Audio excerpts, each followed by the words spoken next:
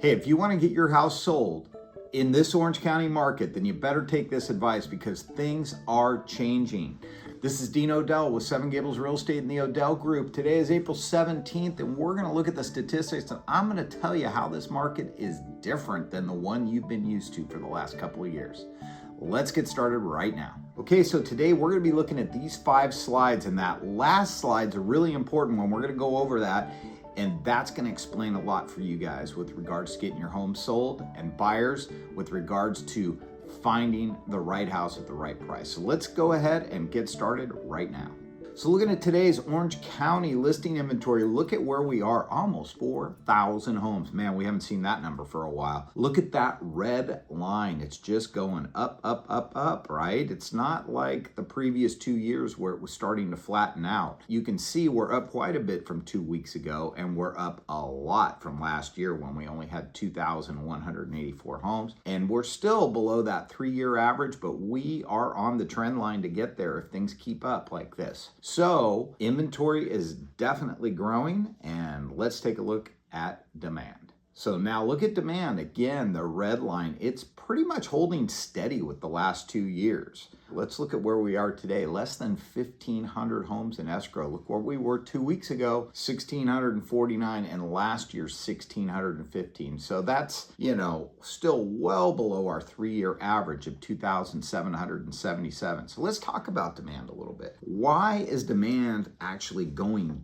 down when inventory is going up? Well, we know we've got some crazy macro type things going on in this economy right now. We're dealing with the tariffs, we're dealing with lots of changes, and it is making people hesitate. But even so, if you remember, we've talked about in the past that possibly we didn't have enough inventory, and that's why our demand numbers were low. We thought, hey, we've got higher interest rates, we've got higher prices. When is this going to stop? When are people just going to finally say, hey, this is it? Well, I think we're seeing that right now. We're seeing demand level off, and we're seeing supply grow. Now, if you're a seller in this market, you're still okay as long as you price your property right, which we'll talk about later. And if you're a buyer, you have more choices. So congratulations on that. That's what you guys have been waiting for quite a while, right? So that's where we are on the demand side. We now have the inventory that proves that just because we have more inventory does not mean we're going to have more demand.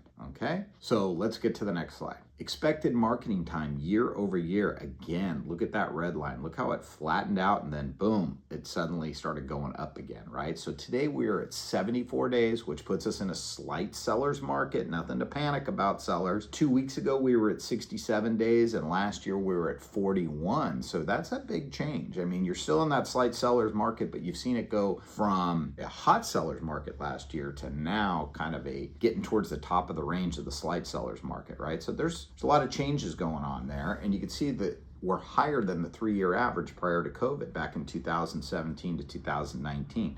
So what does that mean? That means, if you look at the chart, it means we're in the slowest moving market that we have been in for a long time. Okay, so that has a lot to do with that ratio of demand and supply, right? You've got only so much demand and the supply just keeps getting bigger. So next we got to look at how does that break down price range wise, right? So we've got this chart here. It still shows the market's quite strong. A hot seller's market up to 1.5 million.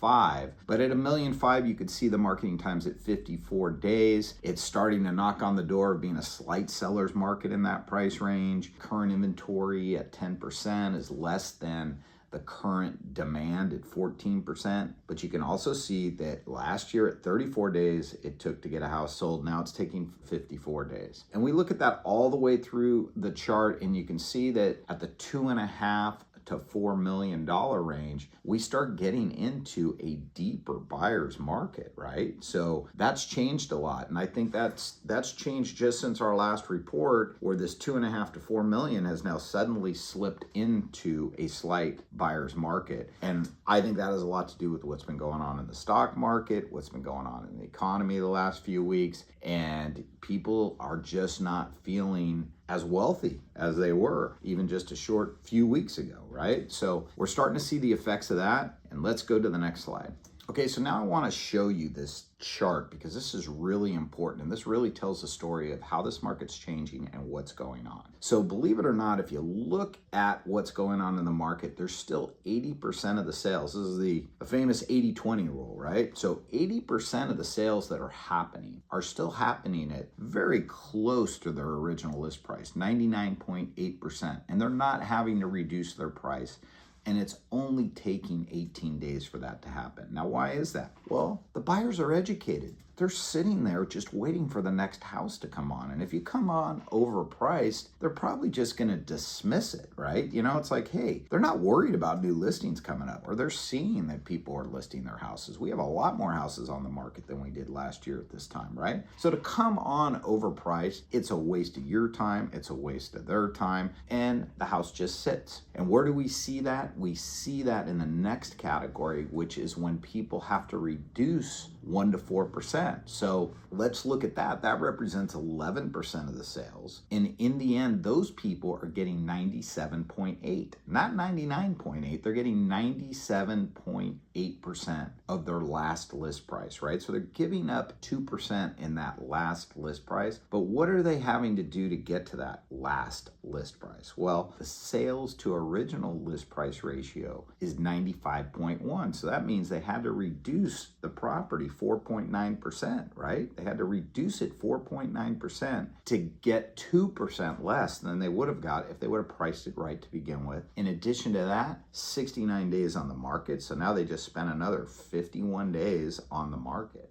If you go to the last category, which is when you have to reduce your price 5% or more because you just really went out too high, that only represents 9% of the sales. And if you look at what they get in the end, they get 96.5, which means they've dropped another 1% from the category above, right? And what did they have to do to get their price to a point where they could get that? They had to reduce it 12%. You can see the sales price to original list price ratio is at 88%. And it took them 96 days. So that's what this chart is all about. That's what it demonstrates. And that's what you need to know whether you're buying or selling a house. And obviously, if you're a buyer, you would love to see houses come on overpriced because eventually they're going to come down and they're going to get even less money than they would have got if they were priced correctly in the beginning. And why is that? Well, let me tell you in my advice, which is next. Just to continue with that thought process, so here is why these houses are getting less when they're overpriced. I mean, this is not a new phenomenon, you guys. I've seen this in my entire 30-year career. Nobody wants to believe it when you tell it to them, but you know, the sellers at least, they want to believe like, hey, let's experiment with the price, let's put it up and we can always float down. Well, in today's world, especially with the speed of technology, the speed of information, buyers on alerts, this stuff comes through like within minutes of hitting the market. If it's priced incorrectly, it just takes all the wind out of the sale, right? Like the buyers know now, hey, there's gonna be other properties coming on. I'll just wait for the next one and, you know, we'll see if this one reduces, right? So there's no urgency. You're taking the urgency out of the transaction, sellers, when you overprice your house.